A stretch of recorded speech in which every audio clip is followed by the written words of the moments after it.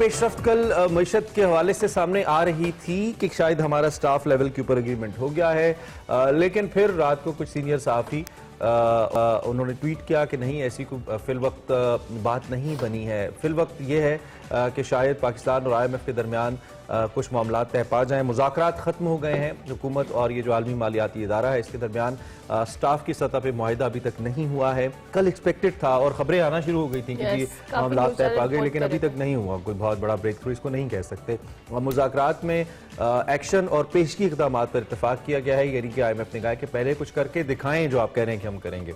IMF mission ने ये staff level मुआहिदा है, इसके लिए मजीद वक्त भी मांगा है। वाशिंगटन से मंजूरी के बाद ये मुआहिदा होगा। और हमारे शो में कल ही डॉक्टर खाकान ने ये कह दिया था कि ये लाजमी नहीं है कि वो अभी एग्री करके जाएं, वहां से जूम के ऊपर भी चीजें डिस्कस की जा सकती हैं। इस एग्रीमेंट के हवाले से बताएं कि आइंदा चंद रोज में तवक्को है कि ये एग्रीमेंट साइन हो जाएगा। सेक्रेटरी खजाना के मुताबिक IMF मिशन को वाशिंगटन सलामिया की मंजूरी का इंतजार है और जो आज वफ्द जो है वापस चला जाएगा, लेकिन IMF मुआहिदे के मुताबिक पाकिस्तान को बिजली और गैस की कीमतों में इजाफा और पेट्रोलियम पर टैक्स बढ़ाना होगा। इसके अलावा तवानाई के शोबे में भी जो गर्दिशी कर्जे हैं उनको कम करने के हवाले से इस्लाहात लानी होंगी। सरकारी इदारों के नुकसानात में कमी होनी चाहिए, निजकारी प्रोग्राम पर अमल होना चाहिए, मार्केट जो बेस्ट एक्सचेंज रेट की पॉलिसी बरकरार रखना होगी और टैक्स महसूलात में इजाफे जैसी कड़ी शराइत भी रखी गई हैं। इम्कान यह है कि नए टैक्सेस के नफाज के हवाले से बात की जाए। पेट्रोल, गैस, बिजली की कीमतें बढ़ाने से महंगाई का नया तूफान आएगा और आवाम को शदीद मुश्किलात भी होंगी।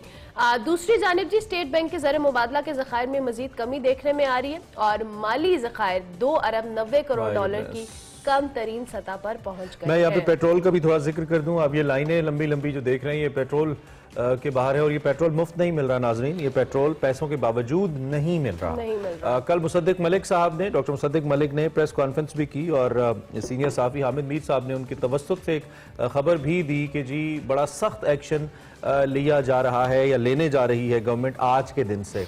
तो अगर जो लोग स्टोरेज करके बैठे हैं, जखीरा अंदोज हुए हैं, हुकूमत आज उनके खिलाफ सख्त क्रैक डाउन करने का इरादा पेट्रोल नहीं दे रहे, अगर आप ये भी कह रहे हैं कि आप 1000-2000 से ज्यादा नहीं डलवा सकते, तब भी उनके खिलाफ तो अल्लाह करे हुकूमत को एक मिसाल ऐसी बनाए। मैं चाहता हूँ एक मिसाल कम से कम, ताकि बाकियों को सबक हो, तो ये बड़ा जरूरी है। हमें डॉक्टर अयूब मेहर साहब ज्वाइन कर रहे हैं मईशत के हवाले से, उनसे हम तज्जिया लेते हैं, उनसे बात करते हैं। डॉक्टर साहब, थैंक यू वेरी मच, आप हमारे साथ मौजूद हैं। आपने सारी सूरत हाल तो सुनी है। सबसे पहले IMF के हवाले से आपकी राय हमें चाहिए।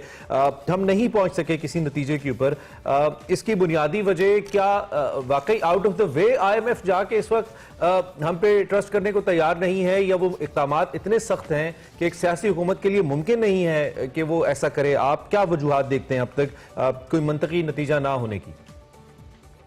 देखिए इमरान साहब, पहली बात ये रियलाइज हमें करनी चाहिए कि IMF के पास जाना हमारा कोई ऑप्शन नहीं है, हमारे पास कोई अल्टरनेट ऑप्शन नहीं था। हम कहते हैं कि IMF से एग्रीमेंट हो जाए, कौम को खुशखबरी सुनाई जाती है। ये खुशखबरी नहीं, ये मजबूरी होती है। IMF के पास उस वक्त जाया जाता है जब लिक्विडिटी इशू कोई कंट्री फेस कर रही होती है। उसके पास LC खोलने के, अगर उसके पास फॉरेन एक्सचेंज रिजर्व इतने ना रहे कि उसकी LC इंटरनेशनल मार्केट में ऑनर हो सके, तो उसको मजबूरन IMF के पास मेंबर कंट्रीज को जाना होता है। और एक तरह से IMF लिक्विडिटी प्रॉब्लम को सॉल्व करने के लिए फंड्स प्रोवाइड करता है, जिससे शॉर्ट टर्म एक मसले का हल निकल आता है। ये सिर्फ लिक्विडिटी प्रॉब्लम के लिए है, लेकिन खुदा ना खास्ता ऐसा नहीं कि हमारे रिसोर्स कहीं चले गए हैं, हमारी इन्वेस्टमेंट कहीं चली गई है। हमारे रिसोर्सेज उसी तरह हैं, एवरीथिंग इज राइट। ये कोई बैंकरप्सी का इशू नहीं होता, शॉर्ट टर्म लिक्विडिटी इशू होता है। और जब ऑप्शन कोई ना हो तो फिर मजबूरी होती है IMF के पास जाना। ये कोई खुशखबरी या मुबारकबाद देने वाली बात हर चीज नहीं होती। प्रोसीजर तरीकाकार यही होता है कि स्टाफ लेवल पे पहले बातचीत तय होती है, और स्टाफ लेवल पे जब बातचीत तय हो जाती है तो जो उसकी प्रेस रिलीज इशू होती है वो वाशिंगटन से ही होती है। माजी में भी ऐसे ही होता रहा है। दूसरी चीज ये कि स्टाफ लेवल मुआहदे पे कंक्लूजन पे पहुंचने के बाद गवर्नमेंट को स्टेप लेने होते हैं, जो एक्शन लेने होते हैं वो ले लिए जाते हैं। जब वो एक्शन ले लिए जाते हैं उसके बाद बोर्ड के एजेंडा पे IMF में डिस्कशन होती है। बोर्ड की डिस्कशन जो होती है वो एक्शन लेने के बाद होती है और बोर्ड में उसकी रेटिफिकेशन होती है, जो एग्रीमेंट होता है। अभी मसला ये हुआ है कि आप अगर 1 साल का हिस्ट्री फॉलो करें तो बेसिकली जब मिफ्ता इस्माइल साहब आए थे, तो उनका एक सिंगल आइटम एजेंडा नजर आ रहा था कि हमें किसी तरह डिफॉल्ट से बचना है और फौरी तौर पे IMF से हमें जो किस्त मिलनी है उसको रिलीज कराना है। उस पर वो काम कर रहे थे और एक्शन ले रहे थे। डार साहब, जाहिर है डार साहब एक बहुत पुराने सियासतदान हैं, फाइनेंस मिनिस्टर रहे हैं, पॉलिटिक्स में रहे हैं, सेनेटर भी रहे हैं। वो किसी भी तरह से लगता है तैयार नहीं थे कि वोट बैंक उनका जो है पार्टी का इफेक्ट हो, तो वो उसके लिए कोशिश करते रहे, लेकिन जाहिर है वो नहीं होना था। IMF का एक तरीक़ाकार है, उसमें कंडीशनलिटीज एक्सेप्ट हमें करनी। यानी डॉक्टर अयूब आप ये कह रहे हैं कि ऑब्वियसली जिस तरह से मिफ्ता इस्माइल साहब कोशिशें कर रहे थे, उसके साथ साथ इसहाक डार साहब का IMF के पास लेट जाना और दीगर दोस्त ममालिक से एक उम्मीद रखना, इस फैसले में ताखीर भी अब बहुत सारी वजूहात में शामिल हो सकता है कि IMF के साथ हमारे मामलात उस तरह से सही सिमत में नहीं गए टाइमली।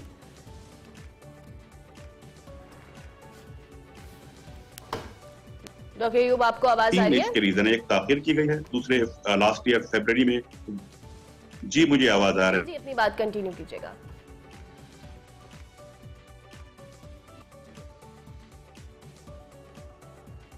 डॉक्टर साहब, I think we have lost you. Doctor साहब आपकी ऑडियो शायद गुम हो गई है, दोबारा से कनेक्ट करने की कोशिश करते हैं। डॉक्टर साहब आपको आवाज आ रही है? डॉक्टर अयूब मेहर हमारे साथ मौजूद है, उनसे हम बात करें, उनका ये कहना है। जी डॉक्टर साहब प्लीज जारी रखिएगा। डॉक्टर साहब जी ठीक है। देखिए 3 मसले हुए थे। एक तो ताखिर से गए थे, हम सोच रहे थे दोस्त ममालिक से पहले में जाएंगे पैसे, ऐसा नहीं कि बार बार दोस्त ममालिक जो हैं वो हेल्प करते रहे। ठीक है। और इस तरह नहीं होता, ये कोई इकोनॉमी जो है ये लव अफेयर नहीं होती दूसरी कंट्रीज से कि आपको दूसरी कंट्रीज रेस्क्यू करने आती रहेंगी। चाइना हो, कतर हो, सऊदी अरब हो, UAE हो, और बेसिकली उनके जो टैक्स पेयर्स हैं, उनकी जो आवाम है, वो ये क्वेश्चन कर सकते हैं और किया जाता है कि उनके आवाम का जो टैक्सेस का पैसा है वो दूसरी कंट्रीज के लिए क्यों यूज हो सकता है। ये बार बार ऐसा नहीं हुआ करता। वो उन कंट्रीज में हमसे कंडीशनल हेल्प की बात की थी। इसहाक डार साहब ने उसमें ताखीर की, माजी में वायोलेशन हुई थी फरवरी 2022। डॉक्टर मेहर, ये जो arrangement obviously short term arrangement है, आपने खुद भी कहा कि ये लिक्विडिटी क्राइसिस के लिए है।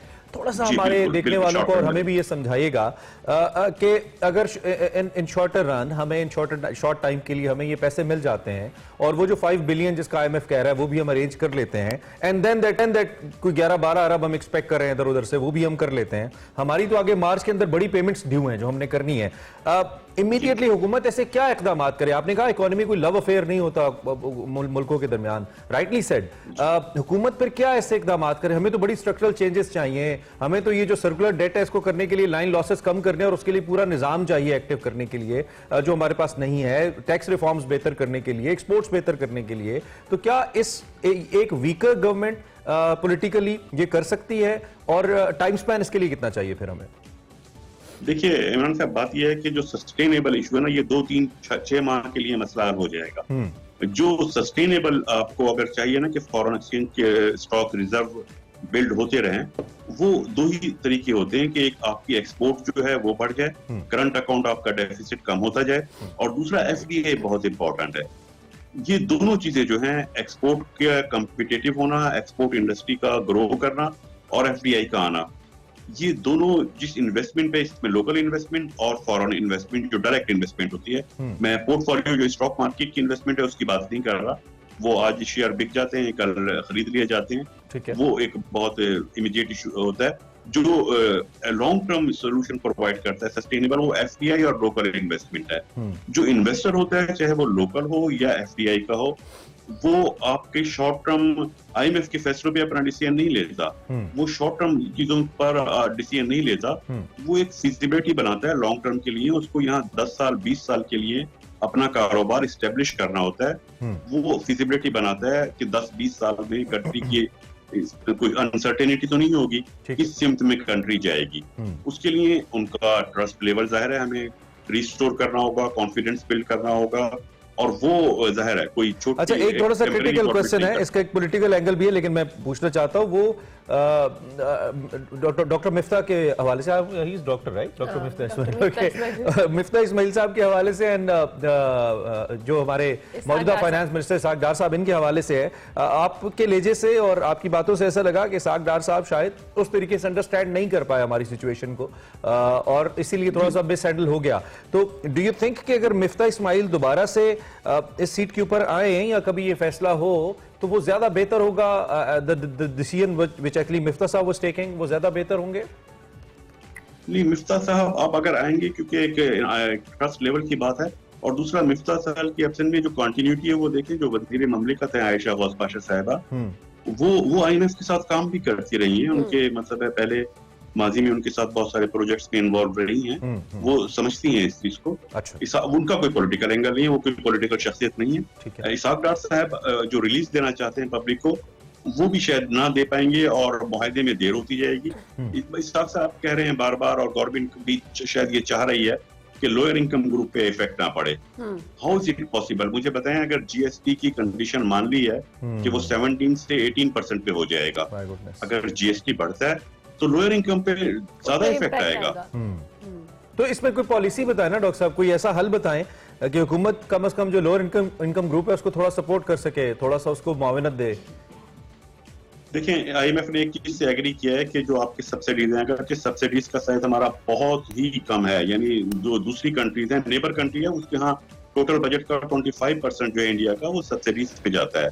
यूरोपियन यूनियन का मोर देन 40% सब्सिडीज पे जाता है, दोनों उनमें कंज्यूमर और प्रोड्यूसर सब्सिडीज मिला के मैं बता रहा हूँ।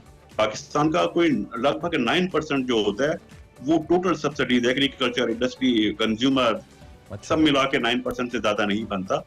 IMF सब्सिडीज जब विड्रॉ करने का कह रहा है, उसमें हल ये है कि उनके जितना आपने रिलीफ ले लिया है वो लोअर इनकम ग्रुप को आप सब्सिडीज दे दें, लेकिन सब्सिडीज देने में हमारे यहाँ मैकेनिज्म ये होता है कि सबको, कि हम कहते हैं इस इनकम ग्रुप को मिल जाए, हायर इनकम ग्रुप को ना मिले। वो पॉसिबल नहीं है, वो राशनिंग को क्रिएट करता है, वो लंबी लंबी क्यूज होंगी, लाइनें लगेंगी आटे के ऊपर, पेट्रोल के ऊपर। आपके पास हल ये है कि आपके यहाँ जो सेंसिटिव प्राइस में गुड्स आती हैं वो 12 आइटम्स हैं जो सेंसिटिव प्राइस इंडेक्स का हिस्सा भी होते हैं। आप सब चीजों पे सब्सिडीज देने के बजाय उन 12 चीजों को सब्सिडाइज कर दें। ओके, सिर्फ उन 12 चीजों को, और बाकी चीज उनको ये ना करेंगे, दो प्राइस रखिए उनकी, 2 प्राइस रखेंगे तो करप्शन होगी, लाइनें लगेंगी। उन्हीं 12 चीजों पे फोकस करें ताकि आम इस्तेमाल की चीजें जो हैं वो आवाम की पहुंच में हो, और वो लोअर बजट जो लोग हैं उनके ऊपर भी ज्यादा इम्पैक्ट ना आए। अच्छा डॉक्टर नयूब, और डॉलर के हवाले से ऑब्वियसली अभी हमने देखा है इसहाक डार साहब ने डॉलर पे जो कैप खत्म किया, उसकी वजह से फिर भी हमने स्टेबिलिटी नहीं देखी है, और डॉलर का स्टेबल होना मार्केट के अंदर कितना ज्यादा इंपॉर्टेंट है। ऑब्वियसली IMF की शराइत में ये चीज भी तो शामिल है कि बेहतर तौर पर हम डॉलर की जो सर्कुलेशन है उसको बेहतर किया जाए। जी, IMF की ये बहुत पुरानी शर्त है, वैसे तो ये 1993 से ये चीज चल रही थी, 2-3 डिकेड की हिस्ट्री है कि इसको मार्केट मैकेनिज्म पे छोड़ दिया जाए। लेकिन दुनिया में सिर्फ 2 कंट्रीज हैं ऐसी, एक सिंगापुर और एक हांगकांग। ये 2 कंट्रीज ऐसी हैं जो प्योरली मार्केट पे छोड़ देती हैं अपनी करेंसी को। बाकी तमाम कंट्रीज जो हैं वो किसी ना किसी तरह से डायरेक्ट या इनडायरेक्ट वे में मार्केट में इंटरवीन किया करती हैं। और यही मॉनेटरी पॉलिसी होती है, यही हिस्सा होता है मॉनेटरी पॉलिसी का। पॉलिसी अडॉप्ट करनी पड़ती है। 100% मार्केट मैकेनिज्म पे सिंगापुर और हांगकांग से हम कंपेयर नहीं कर सकते। कनाडा और अमेरिकन इकोनॉमी भी इंटरवीन करती है, इंटरवेंशन रिक्वायर्ड होती है। IMF जिस अंदाज में कह रहा है वो तो शायद किसी भी तरह पॉसिबल ना हो। स्टेट बैंक को ऑटोनोमस कर दिया है, उसमें सिर्फ ये है कि इंटरवेंशन जो है वो गवर्नमेंट नहीं करेगी। ठीक है। स्टेट अच्छा, बैंक कल एक बड़ा अहम इंटरव्यू एक सहाफी की तरफ से आया और उसमें कुछ बातें बड़ी इंपॉर्टेंट थी। उसमें एक बात ये भी थी कि पिछली जो हुकूमत थी वो ज्यादा टैक्स रेवेन्यू का तो दावा कर रही थी। आई बिलीव कुछ 7,000 अरब आई थिंक हुकूमत जो इमरान खान साहब की हुकूमत उसने दावा किया था, आप मुझे फिगर्स बताइएगा।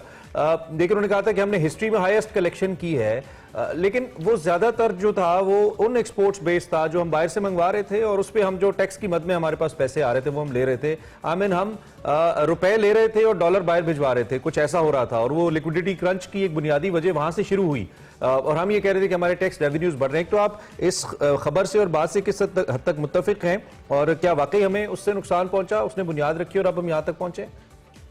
जी, उसमें बेसिकली इमरान साहब को 2 स्टेप ले लेते, एक ले लिया, दोनों मिला के लेने चाहिए थे। हुआ ये था कि जब इमरान साहब की हुकूमत आई थी तो उससे पहले जो उन्होंने 10 नुकाती इकोनॉमिक एजेंडा जो दिया था उसमें एक आइटम ये था कि जो टैक्स कलेक्शन है पाकिस्तान की टोटल वो 4 ट्रिलियन रुपीस से 8 ट्रिलियन रुपीस पे ले जाएंगे और वो इसके लिए काम कर रहे थे। लेकिन उसमें 2 प्रॉब्लम्स आ रही थी कि देखें, एक तो ये कि जब टैक्स बढ़ा रहे थे वो इनडायरेक्ट टैक्सेशन पे फोकस कर रहे थे। इनडायरेक्ट टैक्सेशन का मतलब है कि जो जीएसटी वगैरह बढ़ाया जा रहा था, पाकिस्तान, ये एक समझने की बात है कि पाकिस्तान दुनिया के उन 5 टॉप कंट्रीज में आता है जहां टैक्स रेट हाईएस्ट है, हाईएस्ट टैक्स रेट, यानी कॉर्पोरेट टैक्स भी हमारे यहाँ ज्यादा है प्रॉफिट पे। लेकिन उसके बावजूद हमारा टैक्स टू जीडीपी रेशियो जो है वो दुनिया में लोएस्ट तरीन जो कंट्रीज हैं उनमें आता है। अब अगर टैक्स टू जीडीपी रेशियो कम हो और लेकिन टैक्स रेट ज्यादा हो तो इसका एक ही मतलब निकलता है कि बेसिकली टैक्स जिनसे कलेक्ट किया जा रहा है बहुत ज्यादा कलेक्ट किया जा रहा है और अनइवनली डिस्ट्रीब्यूशन है, बाकी लोगों से कलेक्ट ही नहीं किया जा रहा। जो दे रहे हैं वो बहुत ज्यादा दे रहे हैं, अदरवाइज नहीं लिया जा रहा। वो मैकेनिज्म इमरान खान साहब की गवर्नमेंट में वो उसमें कोई रेक्टिफिकेशन नहीं, टैक्स कलेक्शन बढ़ी। उसके साथ फिर ये था टैक्स कलेक्शन की एक बड़ी केस स्टडी है इकोनॉमिक हिस्ट्री में कि 70s में जब ऑयल एम्बार्गो लगा था, वेस्टर्न इकोनॉमी तबाह हो रही थी, तो आज तमाम इकोनॉमिस्ट मानते हैं कि उनके तबाह होने का रीजन ऑयल एम्बार्गो इतना बड़ा रीजन नहीं था जितना उन कंट्रीज ने पैनिक होकर रिसेशन की कंडीशन में टैक्सेस बढ़ा दिए। रिसेशन एनवायरनमेंट में टैक्सेस नहीं बढ़ाए जाते। बिल्कुल ठीक, बिल्कुल ठीक। के साथ इमरान साहब का फोकस दूसरा एजेंडा था कि वो एफडीआई लाएंगे उन एक्सपेट्रिएट पाकिस्तानी से, उनसे जो उनके सपोर्टर हैं और अब्रॉड रहते हैं। ठीक है, बिल्कुल वो उसके साथ साथ आनी चाहिए थी, तो ये प्रॉब्लम वो नहीं हो, बैलेंस नहीं हो पाया। ठीक है, ठीक है डॉक्टर साहब, thank you very much, thank you very much doctor साहब।